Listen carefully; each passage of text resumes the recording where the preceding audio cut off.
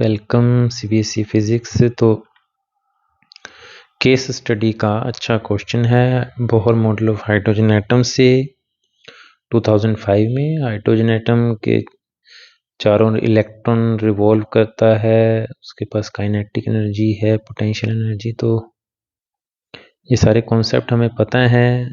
थोड़ा सा उन कॉन्सेप्ट के बेसिस पे आइए देखते हैं केस स्टडी। तो expression for speed of electron in term of radius.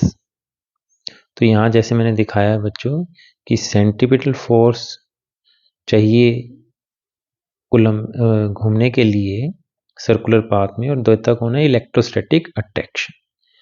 तो यहाँ mv square by r equal to लिख देंगे जो कोलम्बिक फोर्स है k q1 q2 by r square के इक्वल। तो यहाँ से सोल्व करने के बाद v की वैल्यू आ जाएगी।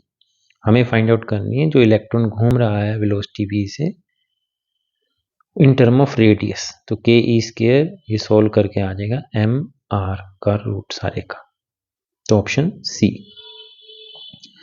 टोटल एनर्जी तो वैसे याद भी रखा जा सकता है, टोटल एनर्जी नेगेटिव होती है। अच्छा ये देखो कितना अच्छा है, 3 ऑप्शन ए सी डी तो पॉजिटिव हैं और फोर्थ एक बी ऑप्शन ही सिर्फ नेगेटिव है। तो आंसर तो ऑप्शन बी ही बना, क्योंकि जो क्लोज्ड या बाउंडेड सिस्टम होता है उसकी टोटल एनर्जी नेगेटिव होती है। जब वो न्यूक्लियस के अट्रैक्शन से दूर हो जाता है तो टोटल एनर्जी पॉजिटिव आ जाती है। तो काइनेटिक एनर्जी हमेशा पॉजिटिव है। यहाँ हल्का सा मैंने सोल्व करने की कोशिश की है, तो ये ऊपर वाले फार्मूले से ही सोल्व हो जाएगा। mv स्क्वायर एक तरफ रख लेना, r दूसरी तरफ ले जाएंगे, एक r से एक r पावर कट जाएगी, के ई स्क्वायर बाय आर, फिर हाफ से मल्टीप्लाई कर देंगे ताकि हमारे पास हाफ mv स्क्वायर बन जाए। तो काइनेटिक एनर्जी आ गई k e square by 2r। Potential energy minus k e square bye are, हमारे पास फार्मूला होता है U इक्वल टू के Q1 Q2 अपॉन में R। तो यहाँ मैंने टोटल एनर्जी कैलकुलेट करके दी है। टोटल एनर्जी होती है kinetic energy plus potential energy. तो पोटेंशियल एनर्जी नेगेटिव क्योंकि अट्रैक्शन है,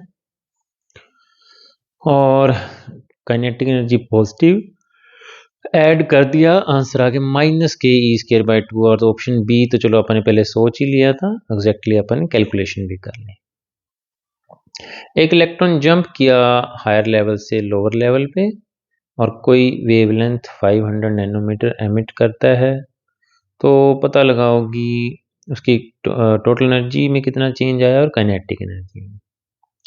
तो टोटल एनर्जी बच्चों ज्यों ज्यों ऊपर जाती है हमारी लेस नेगेटिव होती जाती है, पॉजिटिव होती जाती है, और इन्फिनिटी पे जाके जीरो हो जाएगी। तो change in total energy negative होगा। तो इन दोनों में से ऑप्शन सी और बी नेगेटिव है, लेकिन अपने फिर कैलकुलेट भी किया है मैंने, यानी कि हम सिर्फ कॉन्सेप्ट बेस आंसर नहीं दे पा रहे। काइनेटिक एनर्जी पॉजिटिव ही होती है, तो ऑप्शन सी या बी में से फिट बैठेगा। तो यहाँ मैंने एनर्जी का फार्मूला वैसे एच सी बाई लैम्डा होता है, चेंज करने के लिए इसको इलेक्ट्रॉन वोल्ट में ई से डिवाइड कर दिया यहाँ पे ये। तो ये थोड़ा सा सारे कांस्टेंट्स की वैल्यू पुट करने के बाद 1242 आ गया। सोल्व किया तो 2.48 आ गया एग्जैक्ट जो हमें क्वेश्चन के अंदर दे रखा है।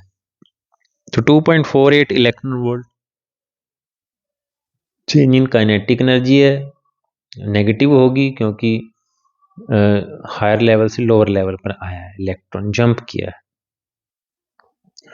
और काइनेटिक एनर्जी का चेंज 2.48 आ जाएगा। तो काइनेटिक एनर्जी पॉजिटिव होती है, उतना ही जितनी हमारी टोटल एनर्जी होती है उतने उसी मैग्नीट्यूड की काइनेटिक एनर्जी होती है, लेकिन पॉजिटिव होती है। तो ऑप्शन सी फिट बैठेगा। तो ये भी एक कॉन्सेप्ट हमारे सामने आ गया। पोटेंशियल एनर्जी ट्वाइस होती है। ये कई बार अगर इसी क्वेश्चन के अंदर पोटेंशियल एनर्जी भी पूछ लेता तो वो negative twice of kinetic energy होती है, या ट्वाइस ऑफ टोटल एनर्जी होती है। ये चलो थोड़ा सा सिंपल क्वेश्चन पूछ लिया। फ्रीक्वेंसी ऑफ रेवोल्यूशन कौन सी n की पावर पे डिपेंड करता है?